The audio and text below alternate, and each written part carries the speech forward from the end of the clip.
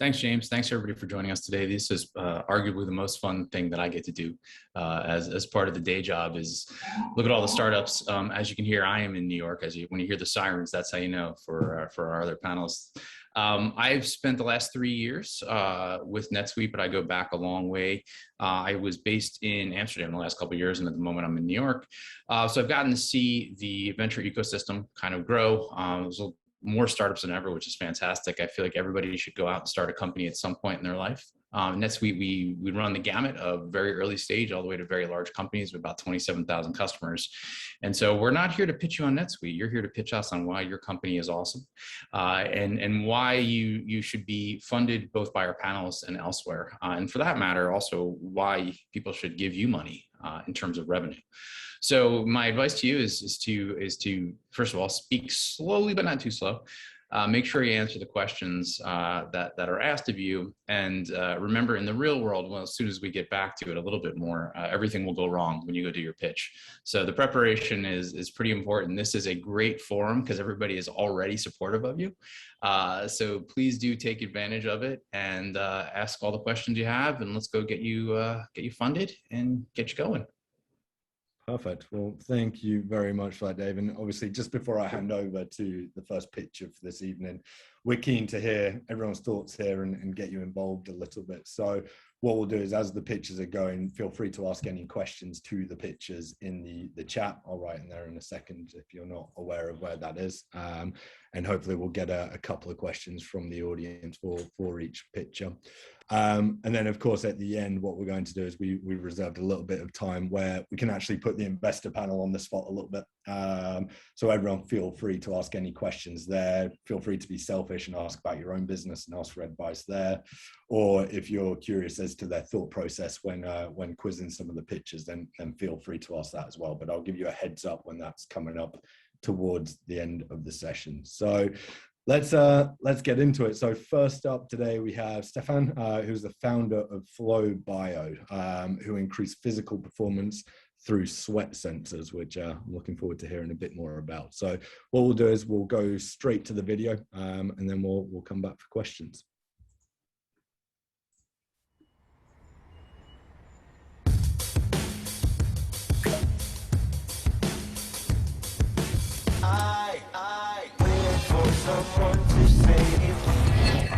Sweat is data.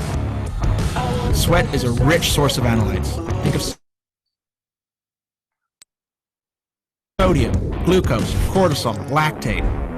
Our flow patch captures sweat and quantifies these analytes, starting with electrolyte and fluid loss. All made possible without a needle.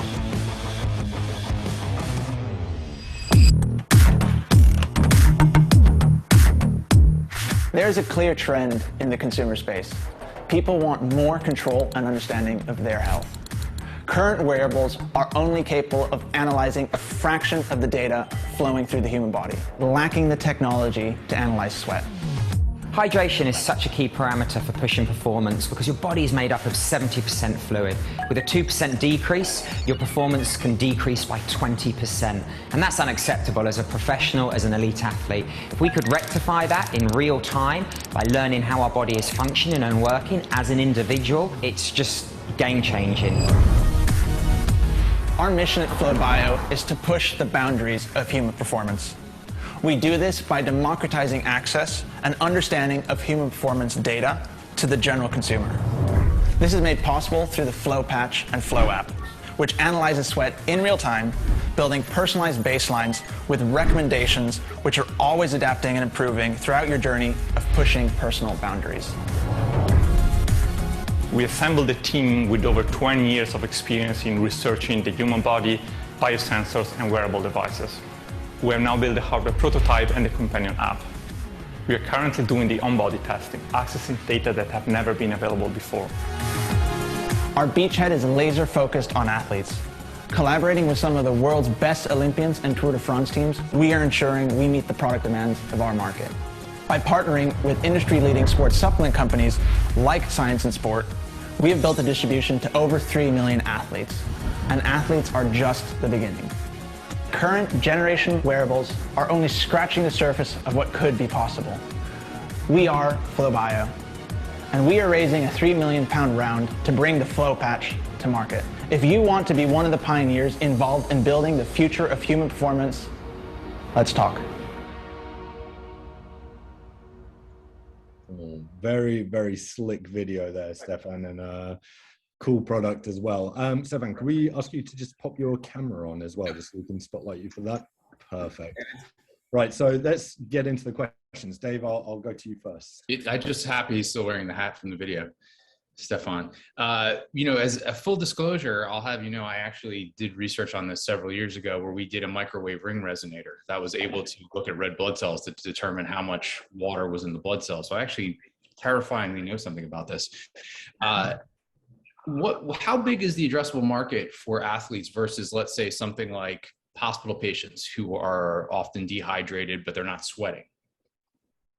Yeah, so one of the limitations of the technology right now is we don't induce sweat. So you have to be actively sweating for it to be getting data. So that's why we're focusing initially on athletes, because we don't have to develop that and the technology that we have.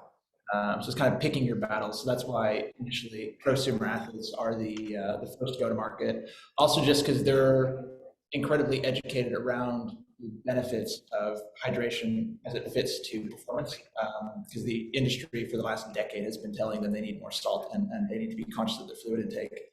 So there's little to no education that needs to happen, which I think from a medical device standpoint, not only do you have to go through the regulation, you then also have to educate a bunch of different players around the benefits, which for us right now as a startup, I think that's, you know, a different go-to-market for a different company. We also don't want to build a medical device ever. I think our strategy for going in healthcare is the same that Apple and Fitbit take, where their device happens to help people make better informed decisions on their wellness, which then get prescribed to them via like insurance companies or in England, like NHS. So that's kind of our approach to healthcare rather than like an Abbott or Dexcom. Cool, thanks. Perfect. Saranhyah, let's come on to your question, please. Sure, yeah.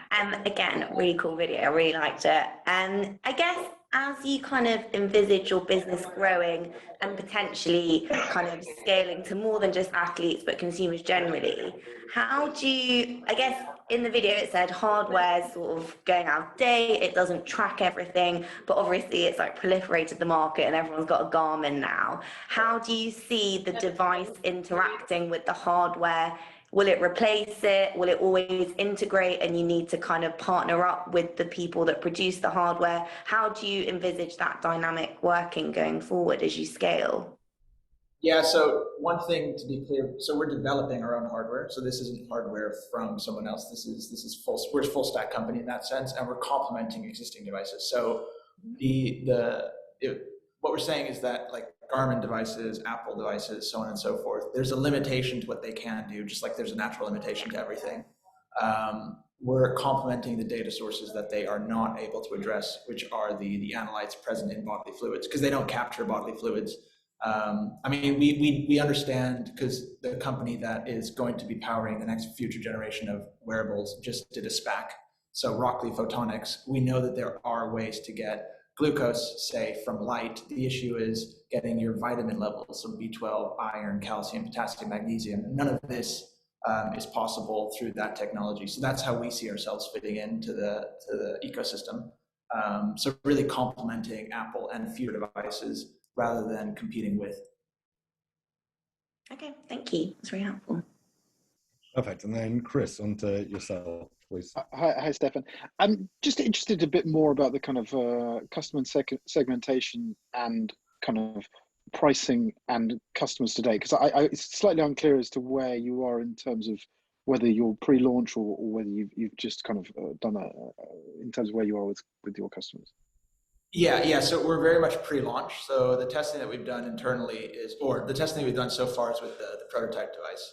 So we're another year out from soft launch, because essentially the prototype was there to demonstrate tech feasibility that you can do this to begin with. And now we're optimizing that prototype for in-field use.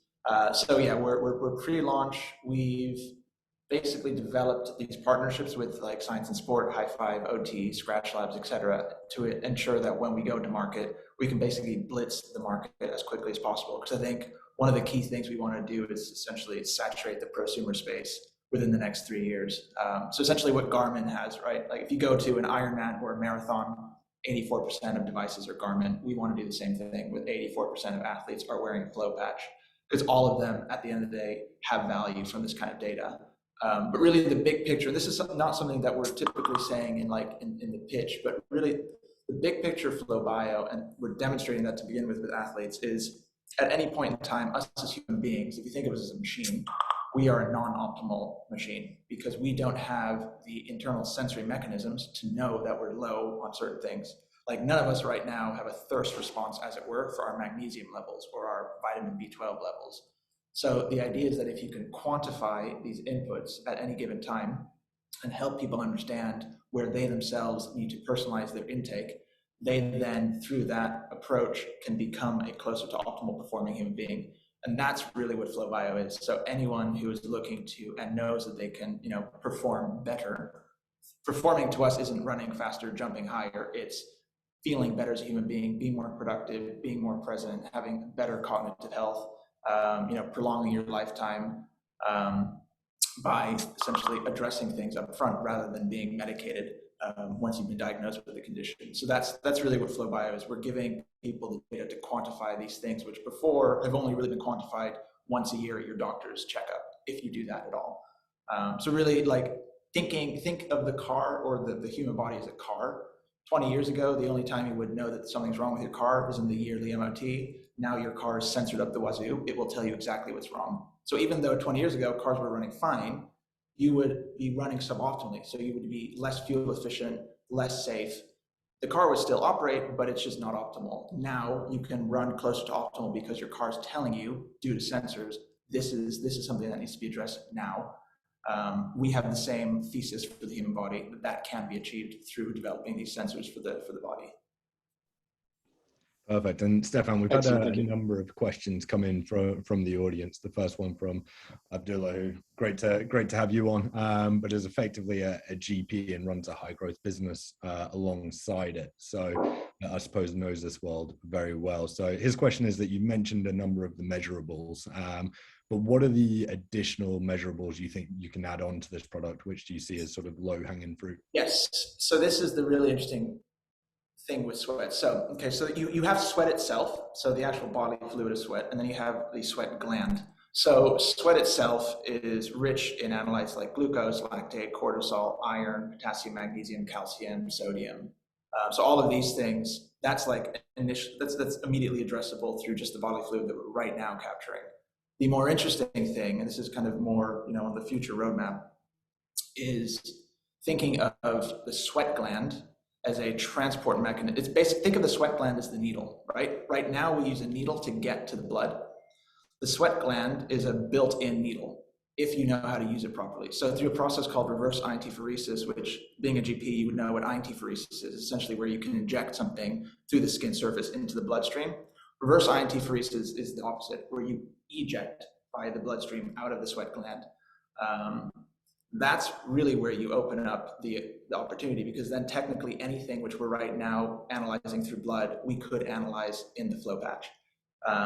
And that really blows up the market for us, both in terms of medical application, but also just further value add for the general consumer.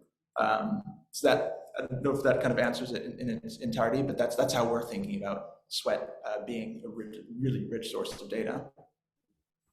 Perfect. And from Dan's question, I'm sure a lot of people are wondering this. Tell us a bit more about your financial model. So is it focusing more on subscription, or are you looking at hardware revenue coming in, or how are you looking at that? Yeah, so the way that we're seeing it is similar to like WeWALK. I give them credit for inventing this model essentially. It's hardware as a service. So you pay a membership fee per month, and then you have access. In our case, there is a disposable nature to the product. So you have the sensor is disposable, it's single use. Because we're capturing a bodily fluid, any subsequent use of that, because you can't get that bodily fluid out because the technology, it's like such precision engineering. In order for you to have a future reading, you can't trust that same sample because it's going to be contaminated with old sweat. So because we have a disposable nature, we naturally have a built-in subscription model. The way that we're bundling everything is for the price of a single, 75 pounds per month. You get the electronics, which is reusable, which you click off of the disposable and reuse for subsequent uses. And you get as many of the disposable sensors as you need for that month to do as much, use for as many workouts that you might be intending to. So basically making it very easy for the user not to have to do any of their own mental math of like, how many sensors do I want? What's the best price point to get it in? Just like one single fee per month. You have an infinite amount of use of that. So that's how we're thinking about it. Perfect. Well, Stefan, thank you very much. Very slick pitch and a really cool product as well. I know there's a couple of other questions for you in the chat, so feel free to jump in there and answer them directly. But next up this evening, we have Daniella, who is the founder of Yoppie, who provide both digital and physical tools for feminine health. So once again, we'll go straight to the video and then we'll come back for some questions. Hi everyone, thank you for having me tonight. My name is Daniella Peri and I'm the CEO and founder of Yoppie. We are building a powerful connected gynecological health ecosystem for 1 billion people around the world. Gynecological health is very broken, it's very fragmented. The products and services we use are very isolated and they don't work well together to create a better user experience. It's actually very underinvested. Only 1.7% of the health investments actually focus on femtech solutions. And it's constraining. We are made to feel that it's something we should just accept and it limits our true potential. We therefore created the best cycle ever, thanks to combining product, services, and healthcare that gets to know you. We are building a powerful connected gynecological health ecosystem. So we are not yet another tampon subscription, I promise you that. Instead, we are a movement beyond the bleed. So we are building the world's most compelling gynecological ecosystem, which connects products, technology, services, and healthcare to create a better cycle for the patient. Our business model and our core revenue streams comes from subscription to multiply physical products. So we sign up customers from £250 a month, and then folding in subscription to digital services. So simply value-added subscription to making it easy to access a consultation, communities, tracking, training, tips, and insights.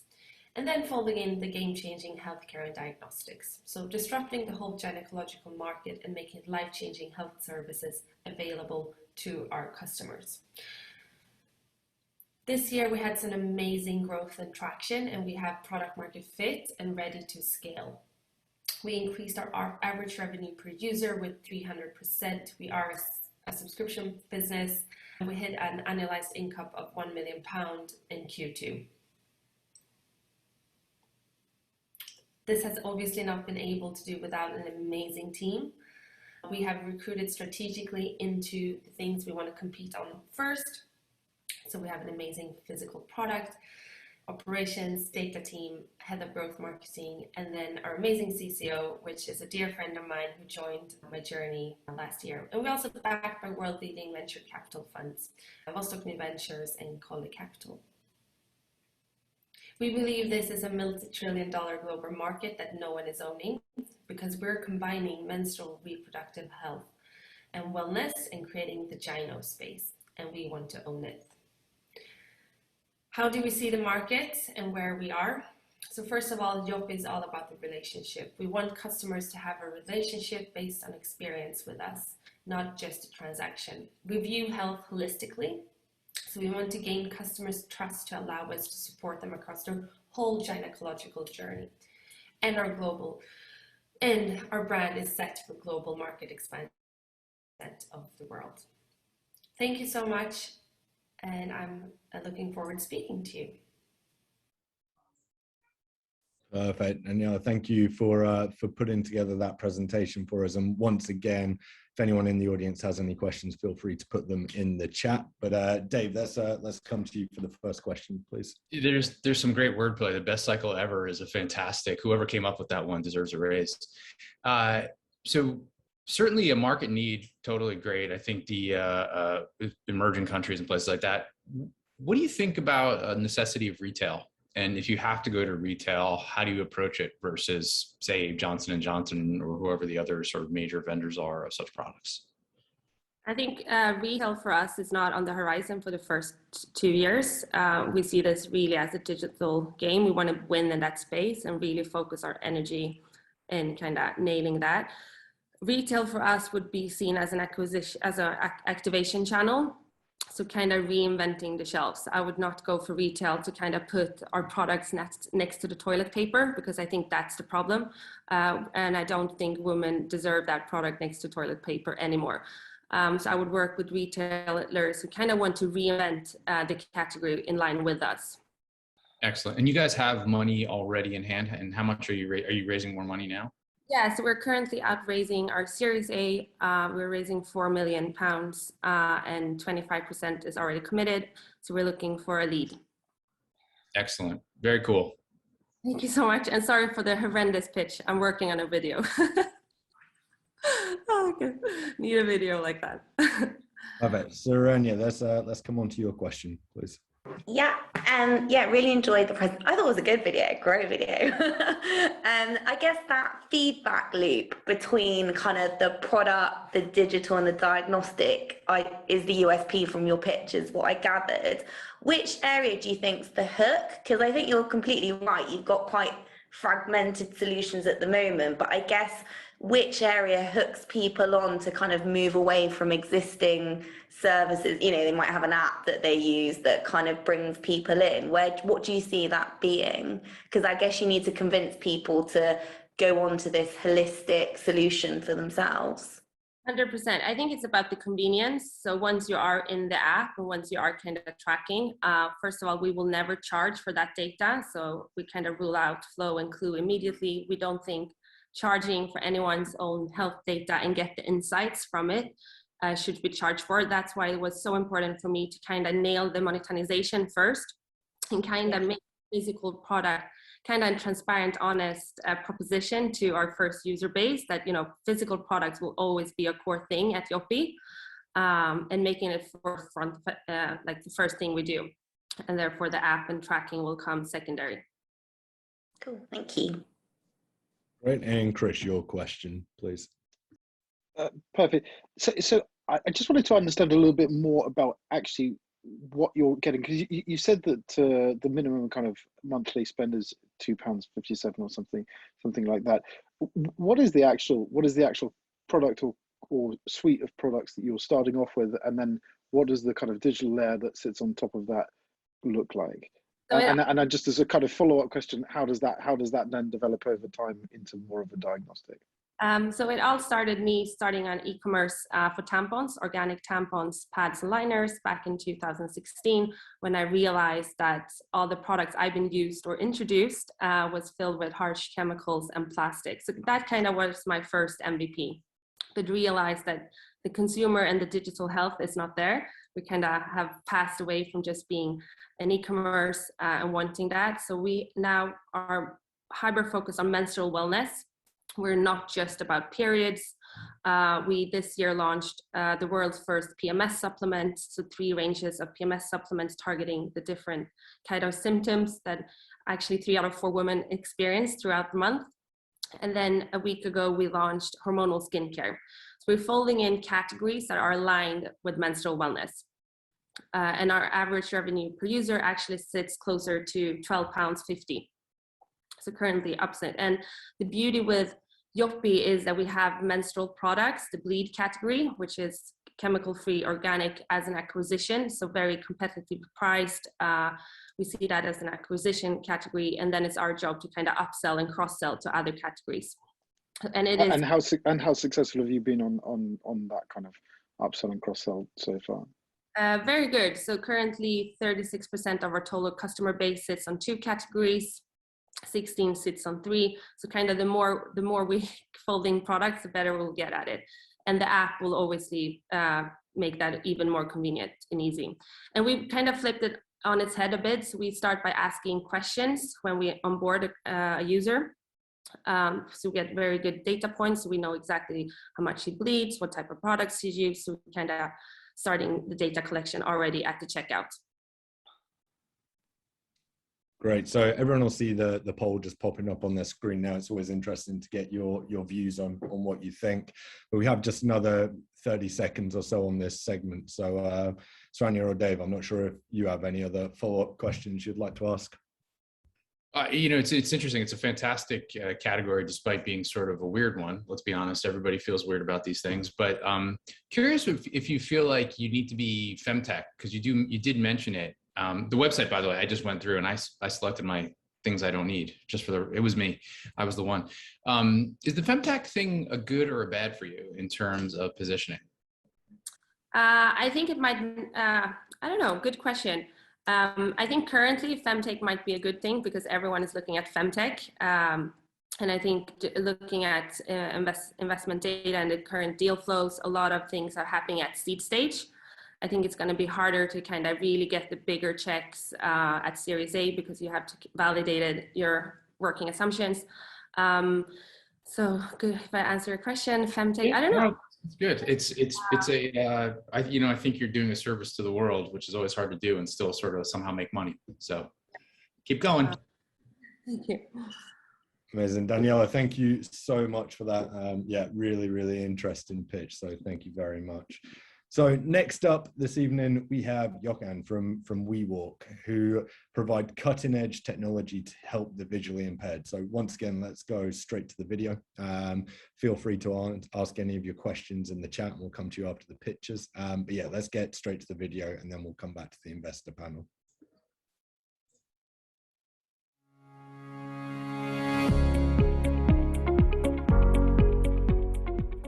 Hi, my name is Kürşat. I am blind from birth and co-founder of WeWALK.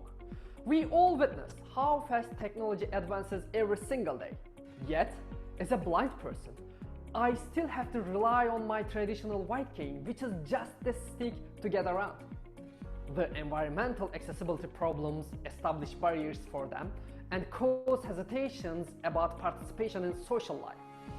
That's why we created the WeWALK Smart Cane to enhance the mobility of 253 million visually impaired, reducing the safety risks.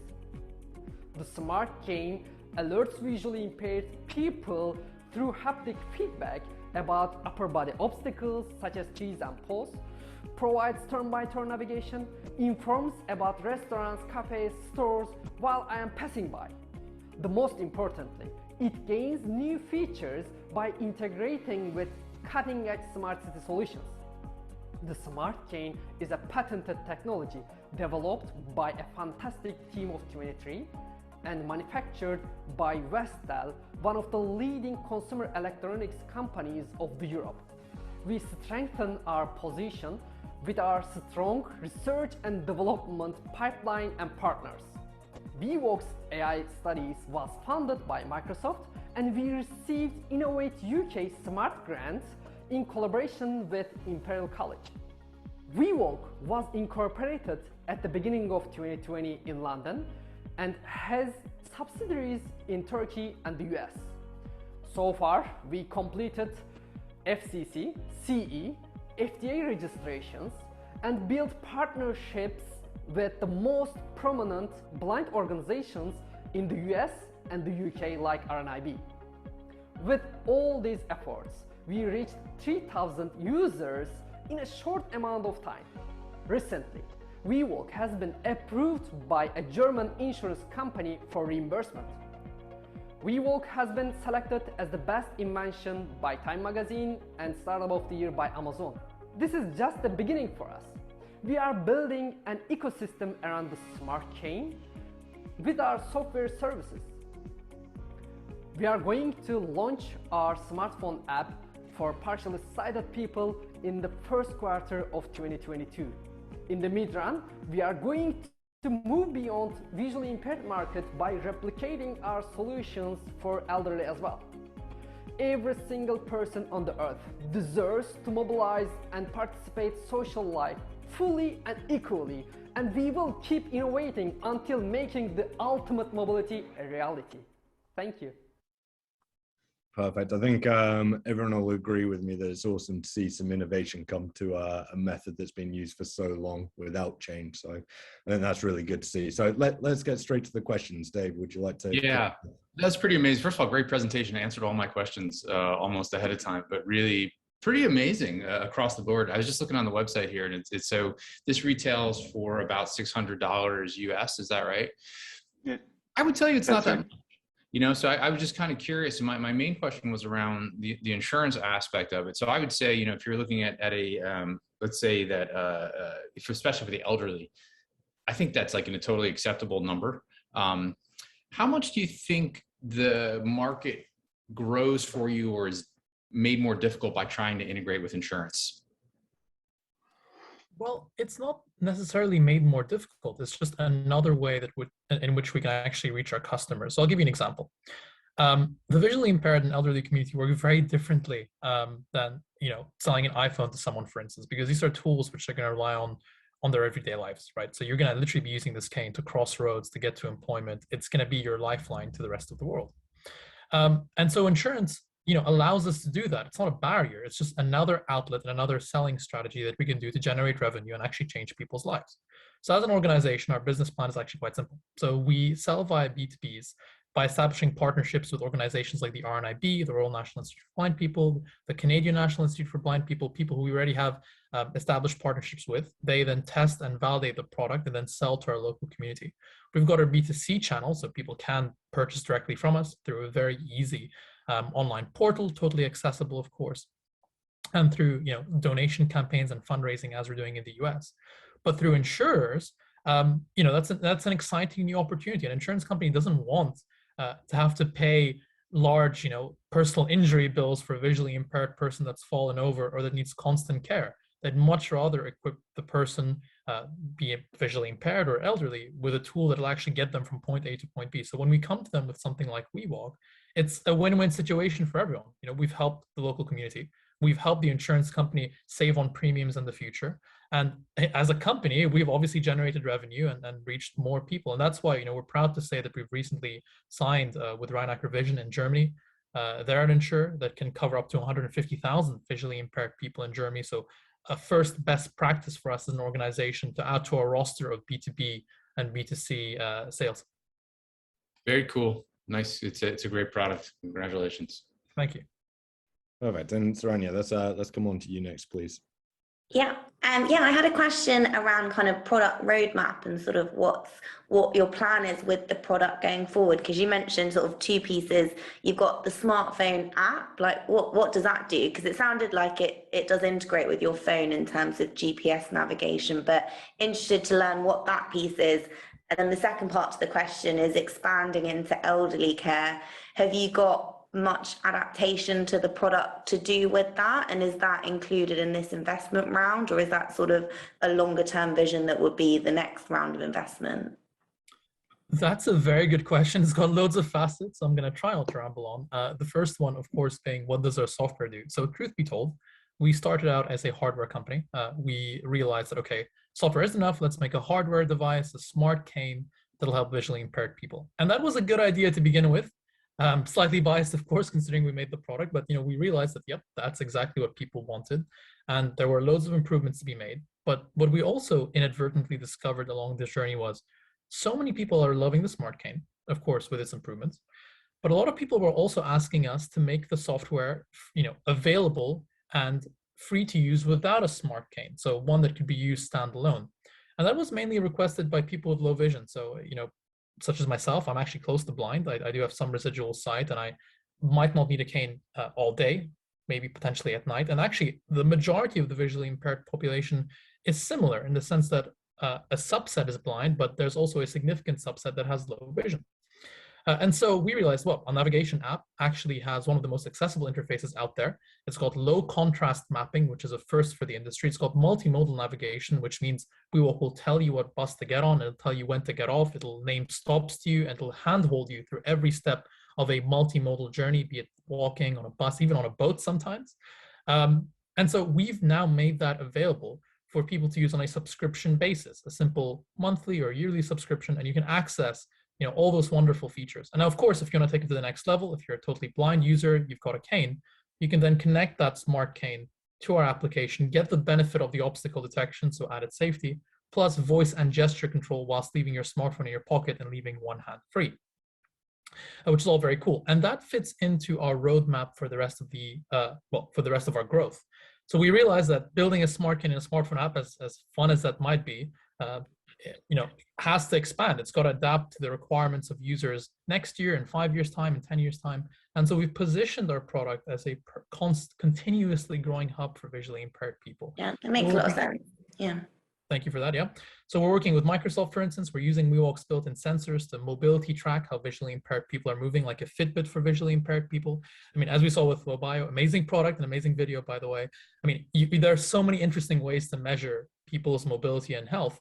Why not build it into a smart cane? It's just another amazing diagnostics device which people can use on a day-to-day basis. Another amazing product, for instance, with Imperial College, we're using WeWALK's built-in sensors to expand our navigation feature set to indoor navigation, providing sort of a continuous journey. And what that all amounts to is that, yes, we've designed the product for visually impaired people, but things like indoor navigation, mobility tracking, that stuff can benefit anyone, especially people that are elderly, which tends to overlap with visual impairment. I mean, the majority of visually impaired people are elderly, and that's a bigger market, 700 million people worldwide. So why not constantly expand the product whilst keeping our core market at heart? Thank you. Very interesting. Perfect. And Chris, your question, please. Well, first of all, I really like the product roadmap. I think it makes a huge amount of sense. My question was actually around the funding round. What does the funding round look like at the moment?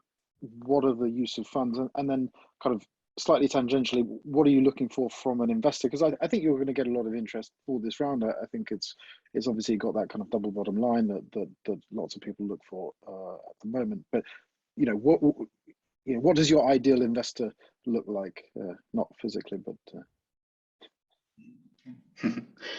Thanks, Chris. So WeWALK established in early 2020, and we immediately did our seed round. So we raised £500,000 as our seed round last year, and now we are raising a pre-series A, and we are raising £3 million. So far, half of it committed from our existing investor base, and as well as a VC based in Japan, so we are looking for the remaining half. And for an ideal investor, so as they rightly ask, so the insurer element is important for us, and we are trying to expand our presence in different places in the US, for example, and Canada is an important market for us in terms of so finding the right way forward and tapping into the market through the right channels. So an ideal investor could help us to introduce us to contacts, to help us to navigate. And similarly, for example, we also already have a partner in Australia, so we are working there with Vision Australia, which they have a very strong program, health incentive program called National Disability Insurance Scheme, which support and incentivize assistive technologies such as ours. So we are looking for our investor, if it can, so to introduce and to enter us to these high growth potential markets for us to succeed.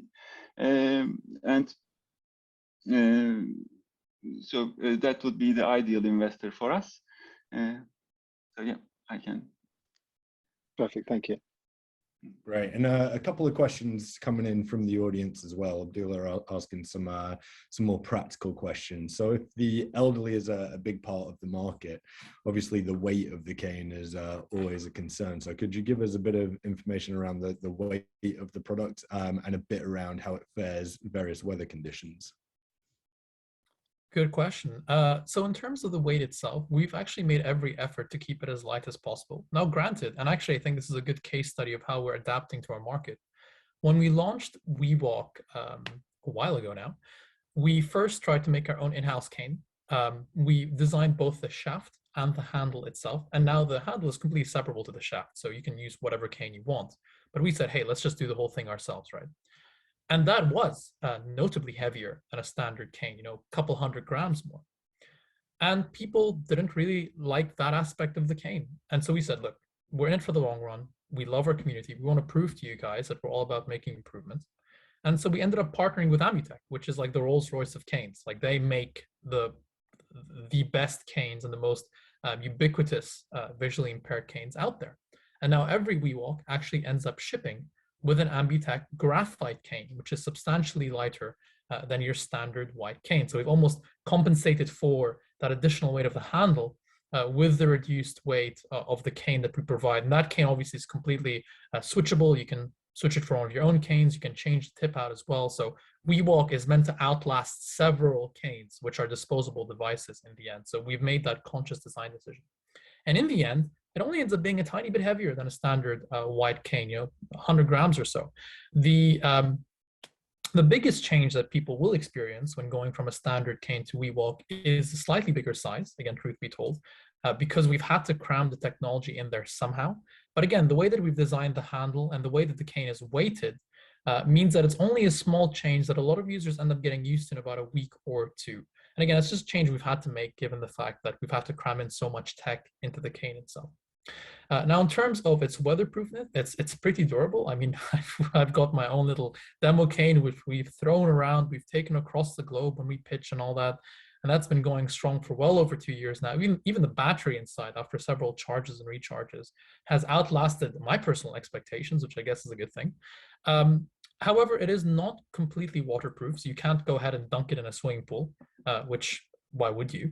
And under heavy rain, we do provide a waterproof case that you can slide into WeWALK, thus making it waterproof. You lose the ultrasonic functionality and the touch gestures, but you still get the enhanced navigation thanks to WeWALK's built-in compass, which we use for GPS navigation.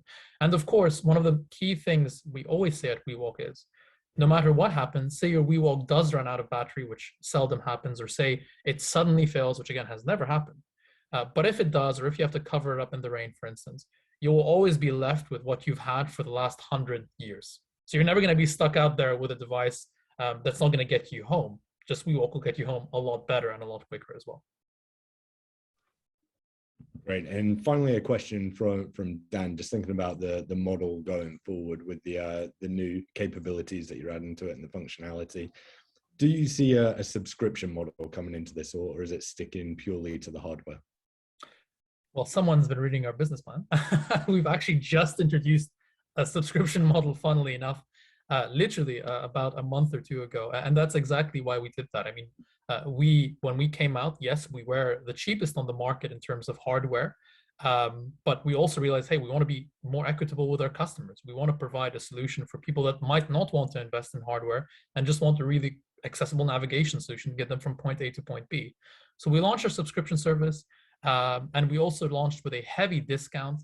So previously the app was only available to cane users. Now it's available to everyone, and to get everyone on board, we launched with a sort of friendly, just join us, give our app a shot period. And yeah, we've seen the numbers steadily rise now, which is very nice.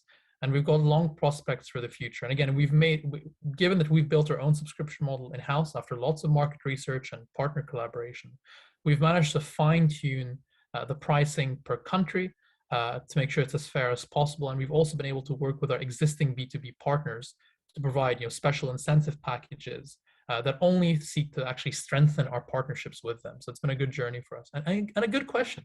So I'm glad we're on the same wavelength here.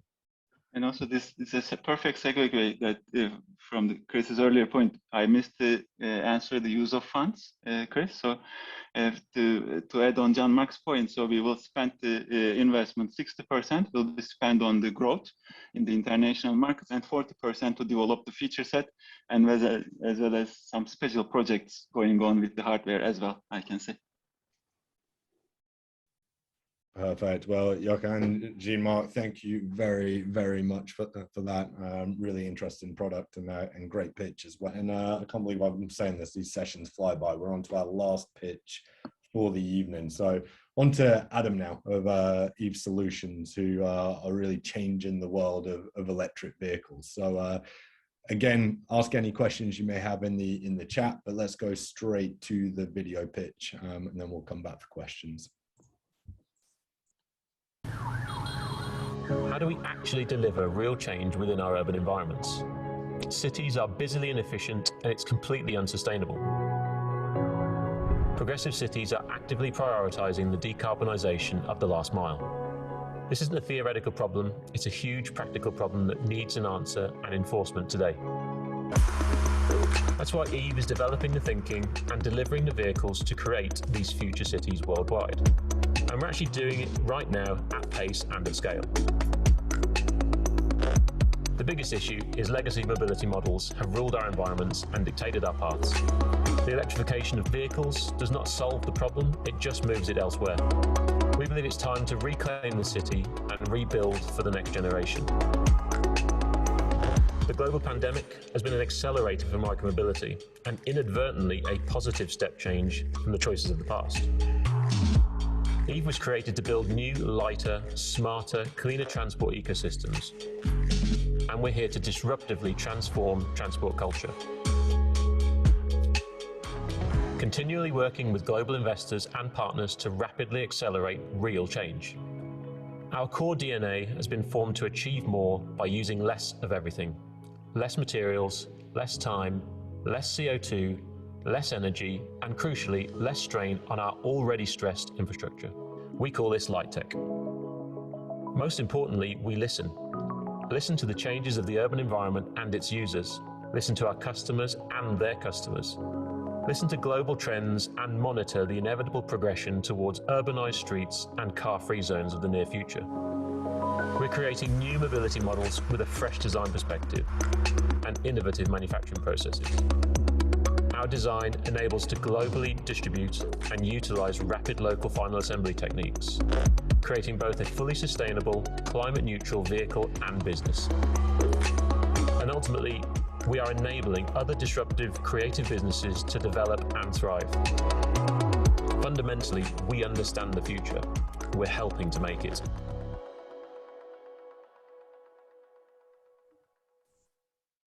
Great, thanks for that, Adam. Another very slick video there. So thank you for putting that together. So, Dave, let's jump into it with your question. Yeah, it's nice video. Cool looking bicycle mobility device. You might be on mute. As a false Dutchman, I can tell you that the it's key to the operation everywhere in the Netherlands. And now as I'm in New York, we city bike everywhere. I shouldn't say everywhere, where you can somewhat safely. Which is not so easy to do here. So 2 questions. The first one is, and you feel free to just not answer, is what does that thing cost if I want those either at scale or at not? And then what countries or geographies are you seeing more than interest, let's say? So, if you use the Netherlands as an example, or Singapore, which has been trying for a long time to get off. So first one is the price. Second one is geography. And if you don't want to reveal the price, that's okay too. No, that's fine. So yeah, they retail at just over £12,000. So they're not a cheap vehicle, but when you actually look at the total cost of ownership versus an electric vehicle or a small electric van within a city centre, then they're about a quarter of the running costs overall, because they're so light on energy, so light on infrastructure. And you also don't need to put infrastructure in to charge them. It's a simple 3-pin plug, removable battery. In terms of geographies, we're everywhere from the US through to Scandinavia and in Europe. The main market is without a shadow of a doubt in Europe, but we are seeing a very high level of adoption in the UK as well. And those adoption levels are really focused and centered around where city centers are urbanizing, converting streets to pedestrian zones, for example. And then also the increasing costs of ULEZ and ZEZ zones.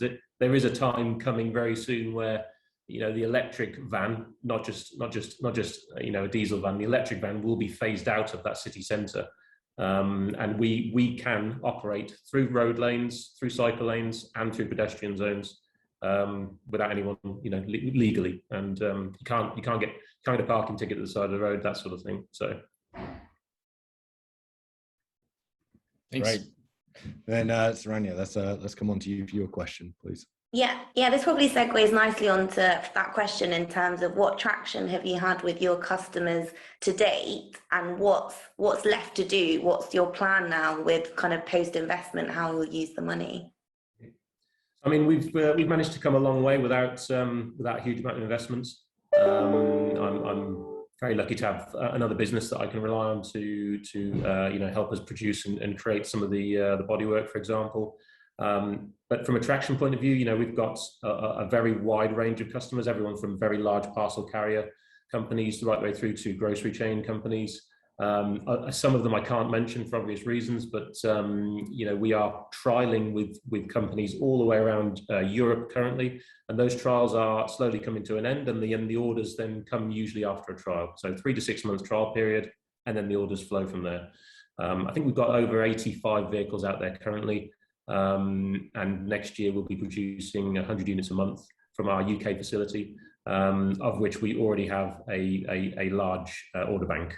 And the use of these funds are to spend money on CapEx first and foremost, which will reduce our BOM significantly. Typical, manufacturing startup, scale-up problems that you all aware of. And obviously the headcount needs to increase dramatically. And we want to support the local environment and bring in local skills. Invest in people and invest in our manufacturing facility as well. Very cool. You don't have to say it, but you know that Co-op has those. Is it Co-op and Milton Keynes has those little vehicles going around? I wonder if that's you. You don't have to answer those, but no, it's very cool, very exciting. Excellent.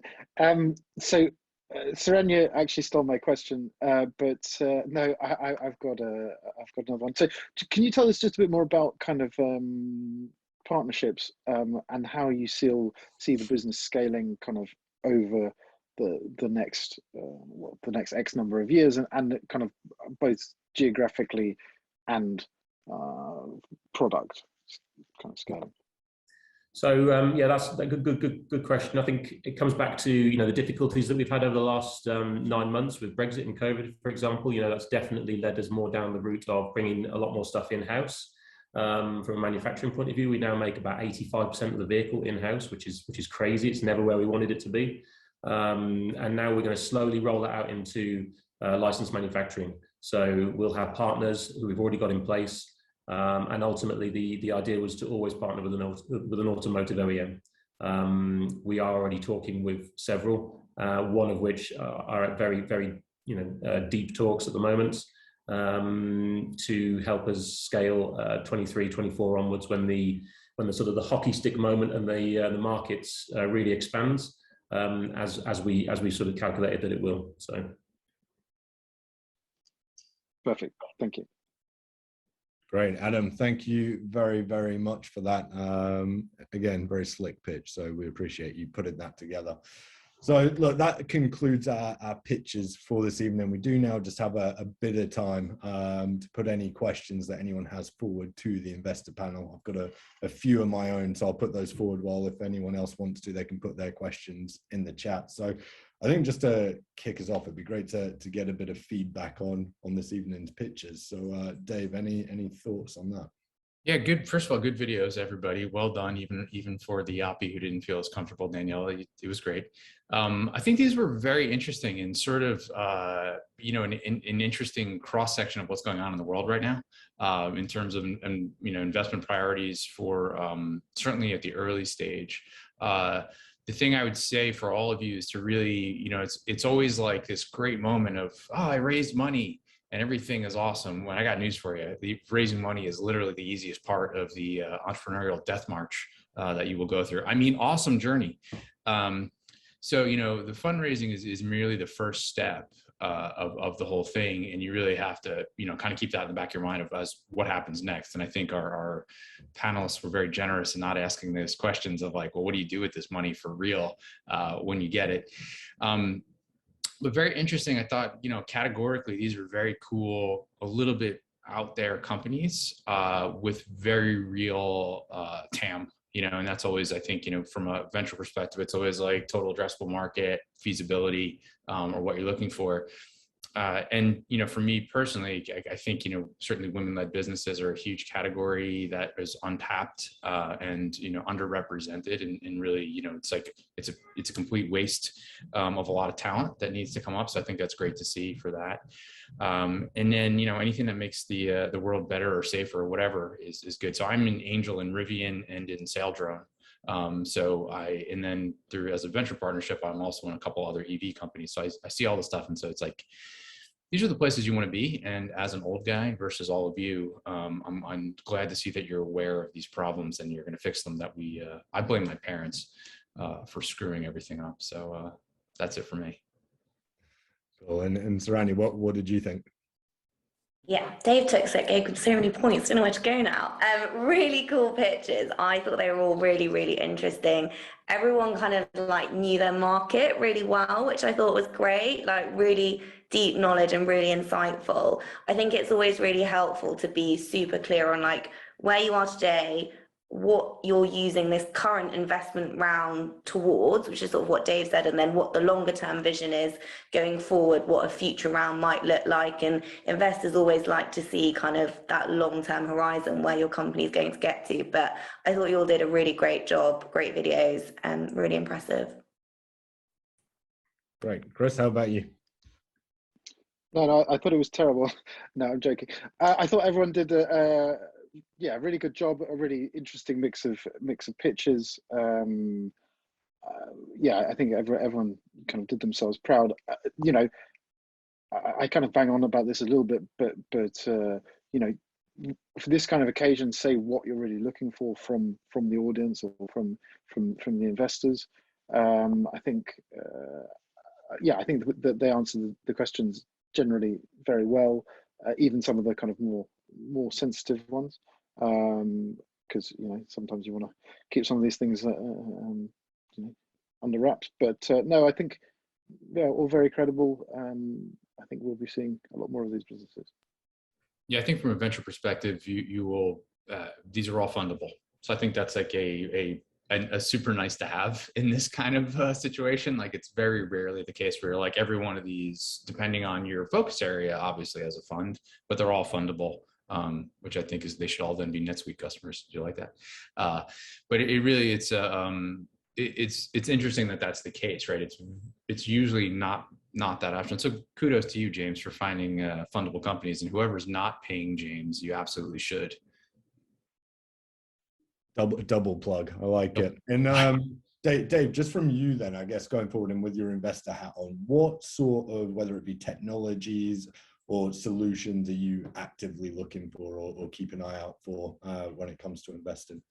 Yeah, I mean, I tend to be pretty hardcore on the tech side. I come from large scale enterprise integration. And then most of my latest stuff has been in things that are typically rely on a lot of compute power in some capacity or another. So I think I'm in 3 or 4 AI companies. They tend to have a use case. So I have become more use case focused rather than general purpose. The other thing that I've looked at very heavily recently, now that I've been in New York for about 4 months, is I'm shocked at how much consumer possibility is out there. Like consumer is difficult, and there's only a certain number of investors who really know it well. But I mean, in New York City, GoPuff, Joker, Bike, there's half a dozen of these last mile companies that are now going global. And so I think for lack of a better term, reinvention of consumer is really very early. And there's a lot to be done there. And I think there's a lot of possibilities, whether it's in food or it's in materials or it's in delivery or whatever. And I just think there's, just enormous possibilities. So if I'm an entrepreneur looking for stuff, finding a white space right now is not as difficult as it was. Execution has gotten harder, and the other thing I would say just from a fundraising perspective, and I think maybe the rest of our panel has a better chance, there's a lot of money chasing deals that are like hot, allegedly.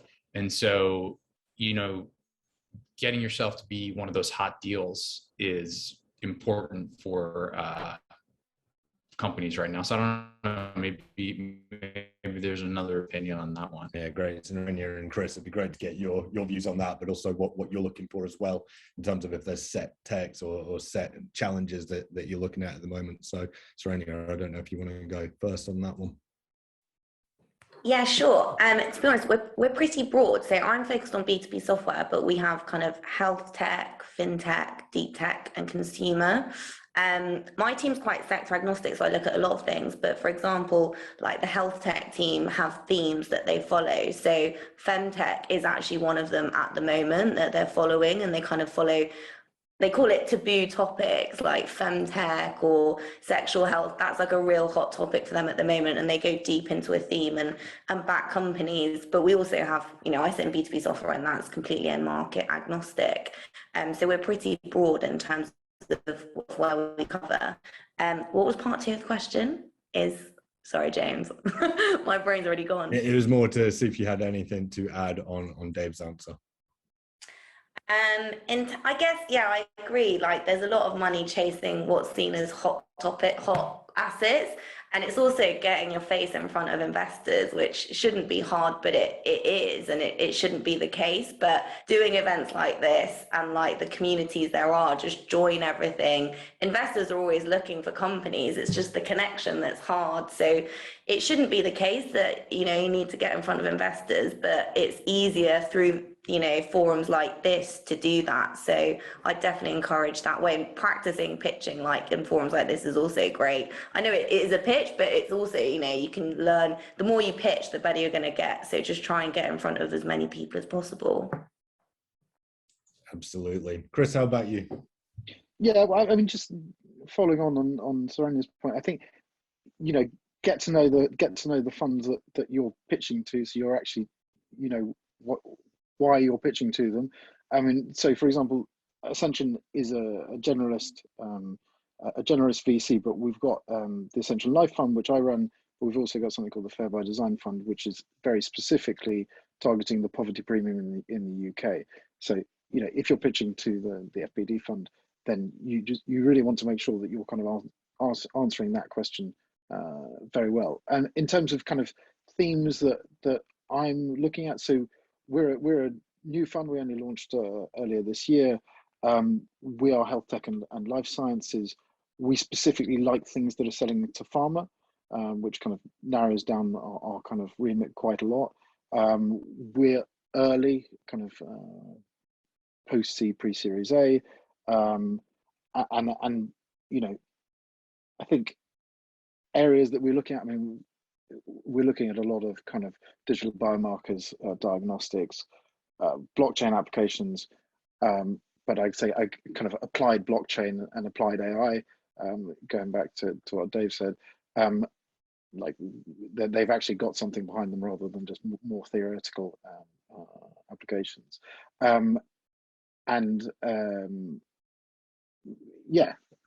Just do your research on the investor that you're talking to. There is quite a lot of money around, but I think that's a good thing for entrepreneurs, and it's about finding the right investors for you. You don't necessarily need to take the first check that gets put in front of you. James, I just thought of something important that I appreciate as well for these pitches this time, is that in the past, and I don't know if this is this might have been a European thing, I just didn't know, but in Silicon Valley, if you put in your exit likelihood in your pitch deck, you're basically dead. So if you come in and say, Microsoft's going to acquire us in your pitch, or this is what the exit scenarios look like, death. So I thank everyone for not doing that, because I've seen it as just as an angel, but I think we saw it in a couple of things where it was like, well, worst case, it's almost like, well, worst case scenario, it's like we get acquired. And first of all, you never know who's going to acquire you or why they will. But VCs don't want to see that maybe you're giving up. It's not really even that you're giving up. You're being practical. But Chris is laughing because he knows what I'm saying on this one, right? But you don't want to be like, well, I'm not committed because I think I'm going to sell this thing to Microsoft or whatever it may be. You're in it to win it at the highest level at all times. Everything is awesome at all times. Nothing is difficult. All this stuff, it matters a lot more than you think when you go out and you start really having a lot of pitches, especially in this COVID world where we've all been on Zoom. It's very easy to get sort of comfortable, and then you really don't know what the investors are thinking. I don't know if anybody else has an opinion on that one, but I've seen that for real. Yeah, I think that's some great advice. So thank you very much for that, Dave. And This evening has absolutely flown by, as all of these sessions seem to do, but just a massive thank you for everyone taking time out of their day and their evening to join us today. And of course, all those that took part, both the pitchers and the investor panel. And a special thanks to Dave, yourself and your team at Oracle NetSuite for making all of this possible. So massive thank you to you. But look, we have another one of these before the end of the year on the 1st of December. So looking forward to that. So do get in touch if you'd like to just take part, if you'd like to pitch, if you'd like to join as part of the audience, let us know. We'd love to hear from you. And of course, we'll send a bit of a roundup following this session just to make sure you've got all the key takeaways. But once again, thank you to all of you. I hope you have an awesome evening, and we'll speak to you very soon.